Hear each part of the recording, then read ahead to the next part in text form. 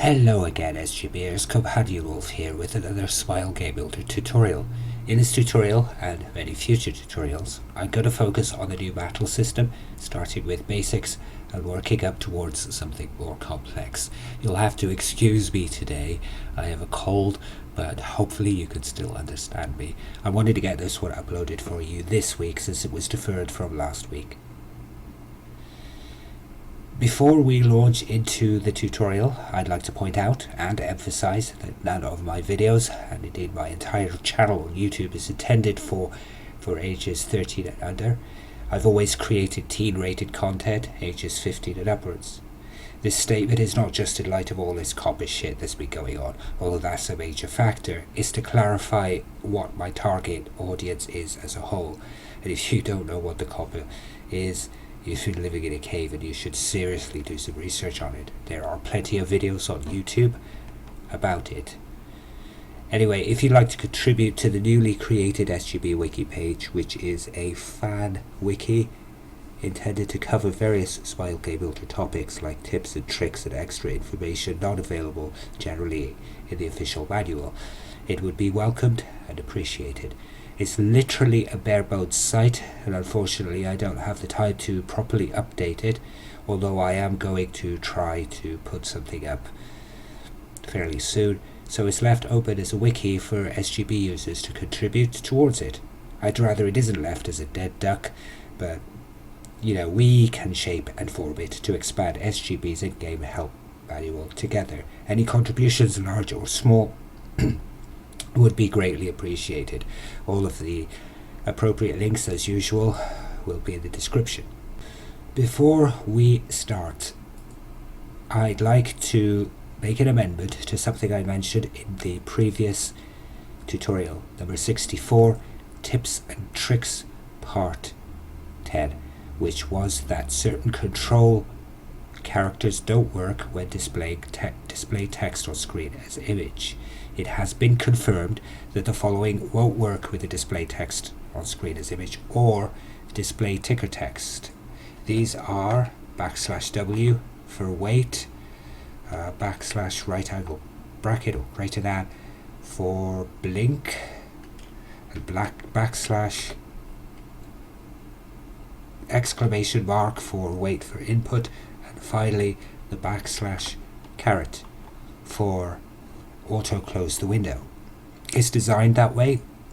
As I mentioned in the previous video, display text as image converts the text to or treats the text as an image, so the only way it will work is to use the method I used in the previous tutorial for deleting the image after a few seconds. And now we have the clarification. Let's move on to the tutorial itself. As I've mentioned in my previous videos and countless times before, for every tutorial and game I create a common event called variables setup, which is designed to constantly check a number of variables in the background. With the battle system in mind, we will also need quite a lot of variables for player stats and monsters, just like this. And of course you have the monsters at the end. So since there are 4 members are allowed in the party at once, we did an extra 14 variables per party member. That means 56 in total. These will then apply to whoever is in the relevant position in the party. Next are the monster stats, which are in the battles tab, and they get battle information.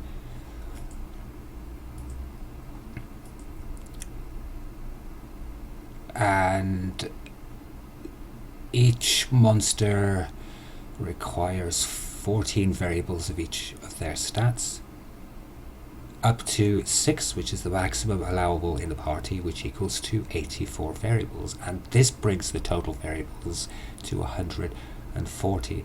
However, I'd recommend setting aside at least 150 to 160 variables right from the start to allow for other battle related things like last battle result and last year's skill.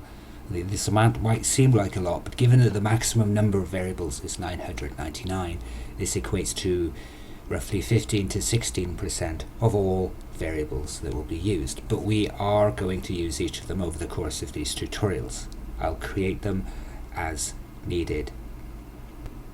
So the other standard event I'll use, I use it frequently, is the enable disable settings, which if you watched the previous tutorial, number 64, tips and tricks part 10, you will recognize this as a means of turning things like player movement, camera control, etc. on or off.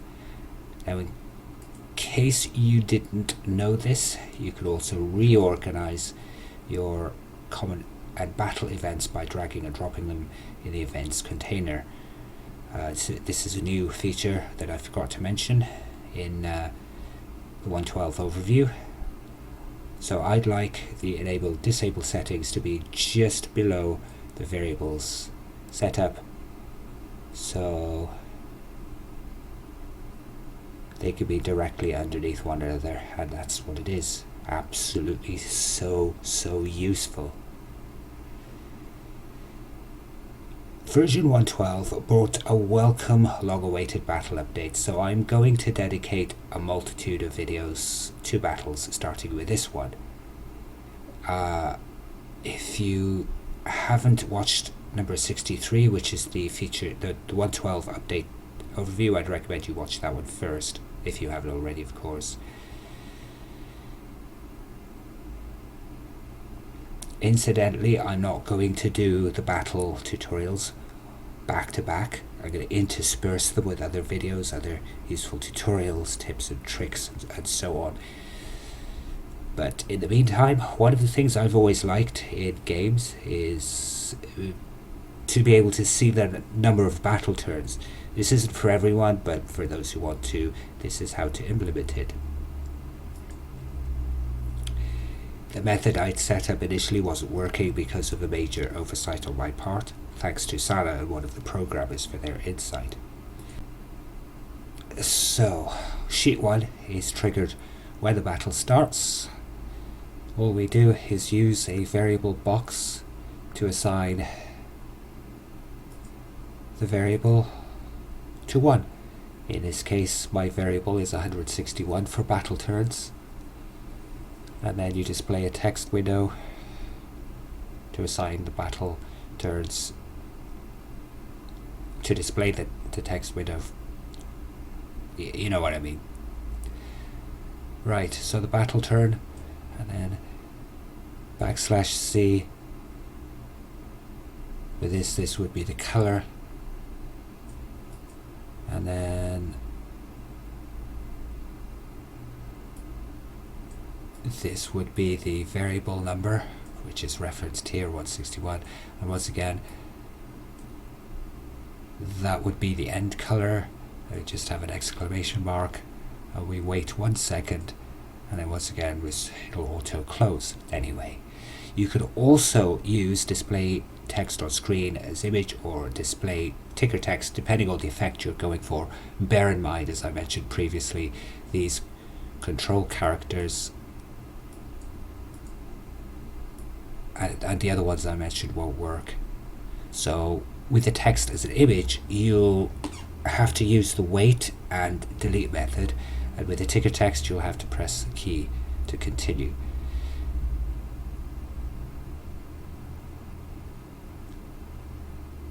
Anyway, on to sheet 2, we add the condition. Now this is something that I had actually something that I had overlooked when creating tutorial 63, probably because I didn't use any conditions at all. Much of the content for that tutorial was pre-created, so instead, during the battle phase condition, you can have a when the battle starts, during the battle, or when the battle ends. And this is how you do it. So when we set the battle save to during the battle, the trigger would be at every turn, and once again we have the battle turns is equals to 1, and once again we have the our little text thing or text image or even text ticker, whatever you like. So every time you enter a battle, whether it's from the map or events, each round will display the turn counter. So for this tutorial, going to the test map, and I've already set a battle, this time with a couple of monsters. It's just a simple one. So now if we play test it,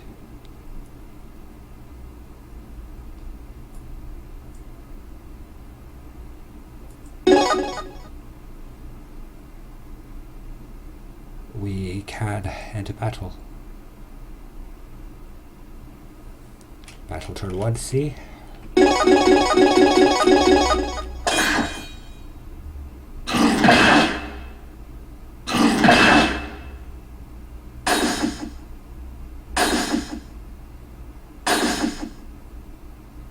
Battle turn 2.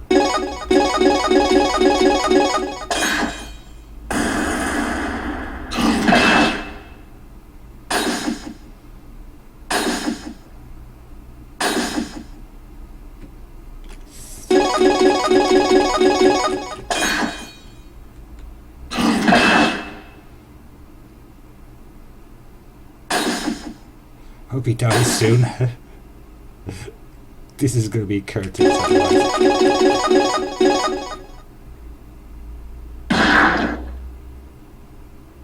Now that attack is the wolf howl, and I'll show you how to do that shortly. Oh, the wolf whistle.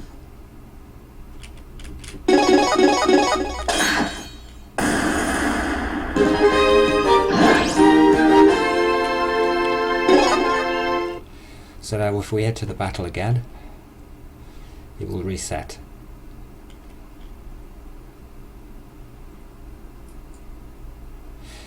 So as you can see, that's how you would do that. Now, an alternative battle counter,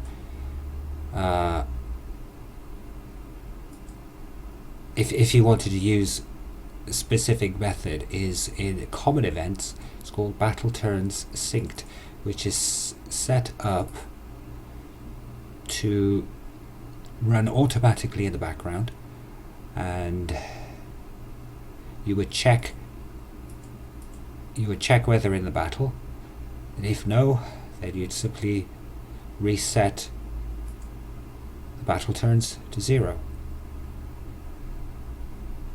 And then if you were to use this method in the battle events or the battle turns, you can simply delete sheet 1 and you can delete the condition from sheet 2. It'll work exactly the same. The advantage of using this method in a common events rather than in the battle events is that you have additional events which are synchronized to being in battle and not being in battle.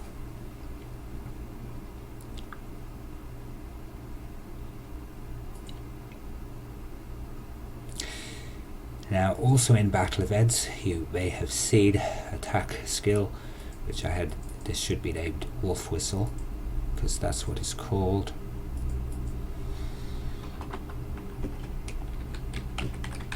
Wolf Whistle. It is an attack skill. The idea behind is that if a wolf's HP is 30% or less, it'll summon some wolf cubs to damage the party and restore a small amount of its HP. So, firstly, we would need to create the skill itself.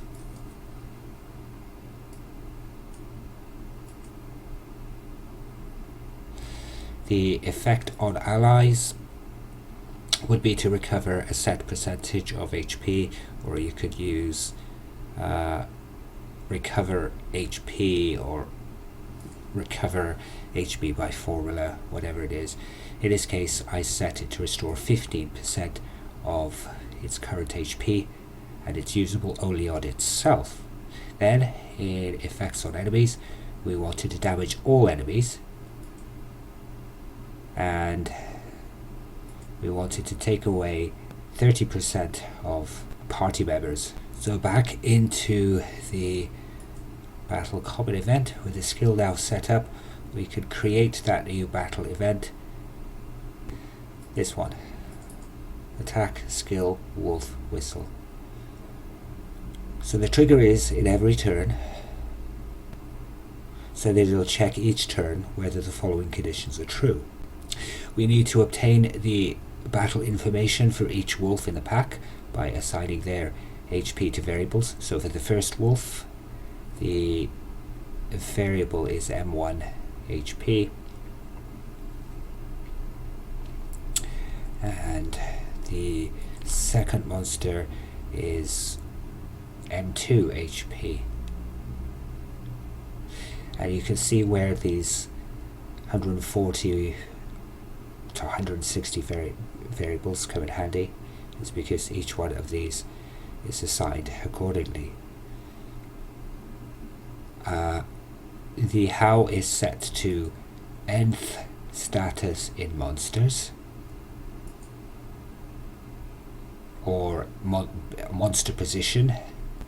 Number 1 is set to M1 HP, and number 2, M2 HP is set to number 2 because it's going to be the first one in the enemy party and the second one in the enemy party. So we next create check monsters in battle. All of these are available.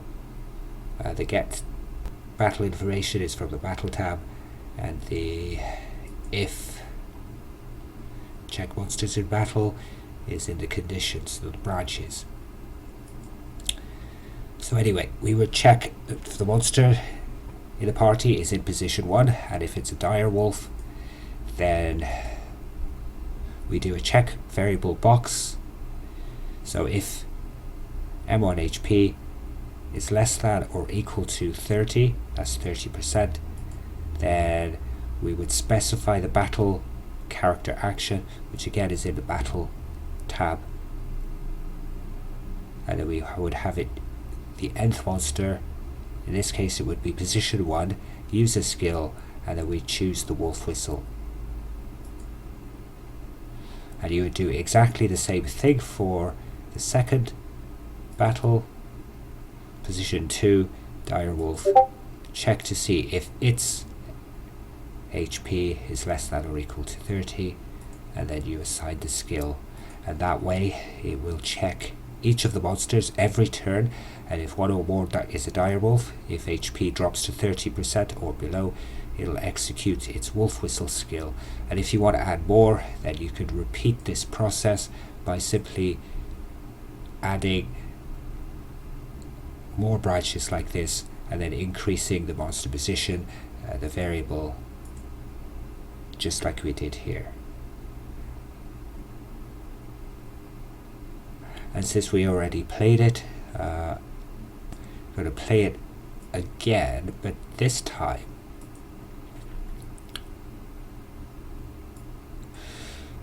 going to just do a little bit of guarding.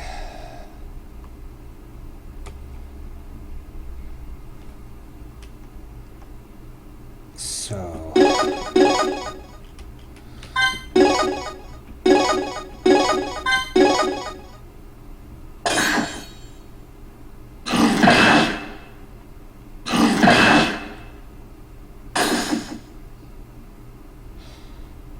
that does some serious damage.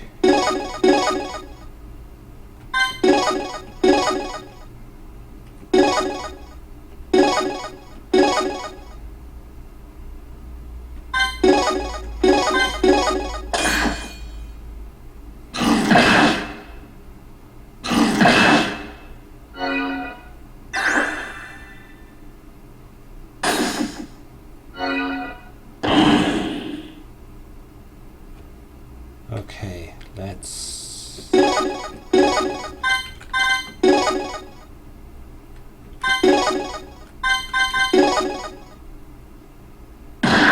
there, that's the wolf whistle.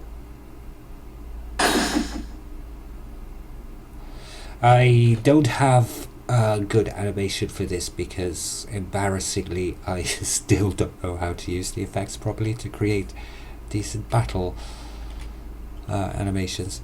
As an extra flourish, you could also add some textual announcements when the wolf call is being used, with some cool effects using the display text as image function.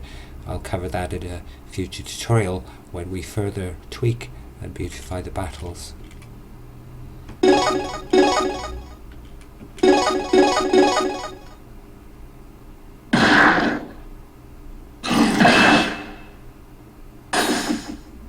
Oh well, healer is dead, but you get the idea. Is basically attacks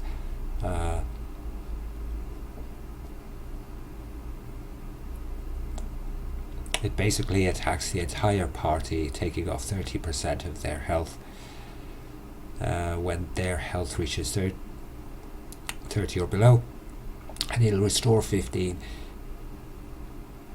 to the HP and so on. That's how it works. And I think at this point I'm going to end the video here for now. A duplicate of it will eventually be uploaded to Dailymotion eventually. I know most of my viewers prefer YouTube, but depending on what happens between now and sometime in the new year, Dailymotion, or even BitChute for that matter, will most likely become the new home for my tutorials. I'm not going to have consecutive tutorials on battles, as I mentioned. That would become too homogeneous. So I'll alternate between battles and normal tutorials to add a bit of variety, but the battle tutorials will directly continue from the previous ones, so you'll have to keep up, as will I. So if you have suggestions, especially for the battles, please leave a comment, and also just subscribe and hit the bell icon to be notified of when I upload new videos. Your best bet is to watch my Twitter account, notably, as well as my Facebook account for when I upload new content. My Twitter is the most up-to-date right now, including news on the project that I'm working on, Starborn the Fallen, for Smile K Builder. All of the links to my Twitter, Facebook, the SGB Athenaeum blog, as well as all of the other links I mentioned will be in the description. That's it for now. Thanks for watching. Until the next time.